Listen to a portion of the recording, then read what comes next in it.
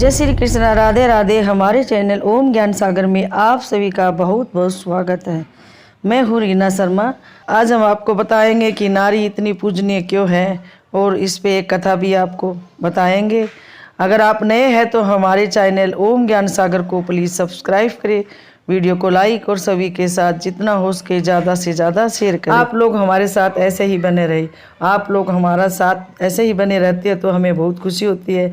आप लोग हमारी वीडियो देखते हैं, सुनते हैं, शेयर करते हैं और सब्सक्राइबर करते हैं और लाइक करते हैं। इसी से हमारे को बहुत खुशी होती है और वीडियो बनाने में हमें बहुत खुशी होती है। हमें ऐसे लगता है जैसे हम अपने परिवार के सामने बैठे हैं और उनसे ही बात कर रहे हैं, उनको ही कहानी कथा सभी चीज़ बता रहे हैं, तो हमें बहुत खुशी होती है। और आप हमारे साथ ऐसे ही बने रहे और हम ऐसे ही आपके लिए नई नई कहानियाँ, कथा, जो भी जानकारी है आप सभी के लिए लेकर आते रहे हैं और आते रहेंगे। आप सभी का बहुत बहुत धन्यवाद। नारी सदैव नर्मदा नदी के समान निर्मल पूजनीय है, क्योंकि संसार में नारी ही साक्षात लक्ष्मी है। जैसे नर्मदा नदी का निर्मल जल सदा निर्मल रहता है, उसी प्रकार ईश्वर ने नारी को निर्मल अंतकरण प्रदान किया है। नारी लक्ष्मी का साक्षात अवतार है।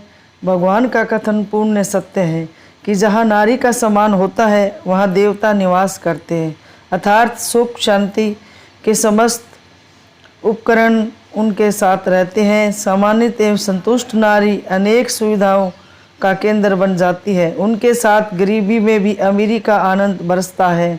धन दौलत तो निर्जीव लक्ष्मी है, किंतु स्त्री तो लक्ष्मी जी की सजीव प्रतिमा है। उसके प्रति समुचित आदर का, सहयोग एवं संतुष्ट रखने का सदैव ध्यान रखना जाना चाहिए। स्त्री पूजनीय क्यों है? एक बार सत्यभामा ने श्री कृष्ण से पूछा, मैं आपको कैसी लगती हूँ? श्री कृष्ण ने कहा, तुम मुझे नमक जैसी लगती हो। सत्यभामा इस तुलना को सुनकर बहुत क्रोधित हो गई। आपको इस संपूर्ण विश्व में मेरी तुलना करने के लिए और कोई पदार्थ नहीं मिला? श्री कृष्ण ने उस वक्त तो किसी तरह सत्यभामा को मना लिया और उनका गुस्सा शांत कर दिया। कुछ दिन पश्चात श्री कृष्ण ने अपने महल में एक भोज का आयोजन किया। 56 भोग की व्यवस्था हुई। सर्वप्रथम सत्यभामा जी को भोजन के लिए कहा गया। सत्यभामा ने पहला कोर मुंह में डाला, मगर ये क्या, सब्जी में नमक ही नहीं था।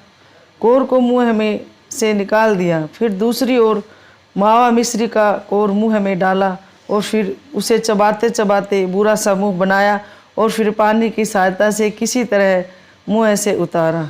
अब तीसरी कोर फिर उन्होंने कचौरी के मुंह में डाला और फिर थूक दिया।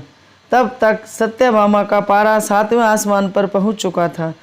जोर से चीखी, किसने बनाई है ये रसोई? सत्यभामा की आवाज़ सुनकर श्री कृष्ण दौड़ते हुए सत्यभामा के पास आए और पूछा, क्या हुआ देवी, कुछ गड़बड़ हो गई क्या? इतनी क्रोधित क्यों हो? तुम्हारा चेहरा इतना तमतमा क्यों रहा है? क्या हो गया?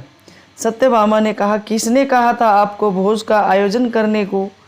इस तरह बिना नमक की रसोई बनती है क्या? किसी वस्तु में नमक नहीं है, मीठे में शक्कर नहीं है, एक और नहीं खाया गया। श्री कृष्ण ने बड़े भोलेपन से पूछा, तो क्या हुआ, बिना नमक के ही खा लेती? सत्यभामा फिर क्रोधित हुई और बोली, आपका दिमाग फिर गया है क्या? बिना शक्कर के मिठाई तो फिर भी खाई जा सकती है, मगर बिना नमक के कोई भी नमकीन वस्तु नहीं खाई जा सकती। तब श्री कृष्ण ने कहा, फिर उस दिन आप गुस्सा क्यों हो गई थी जब मैंने तुम्हें यह कहा कि तुम मुझे नमक जितनी प्रिय हो? अब सत्यभामा को सारी बात समझ में आ गई कि यह सारा वाकया उसे सबक सिखाने के लिए था और उनकी गर्दन शर्म से झुक गई। तात्पर्य यह है कि स्त्री जल की तरह होती है, जिसके साथ मिलती है उसका ही गुण अपना लेती है। स्त्री नमक की तरह होती है, जो अपना अस्तित्व मिटाकर भी अपने प्रेम प्यार तथा आदर सत्कार से परिवार को ऐसा बना देती है। माला तो आपने सभी ने देखी होगी, तरह तरह के फूल पिरोए हुए होते हैं।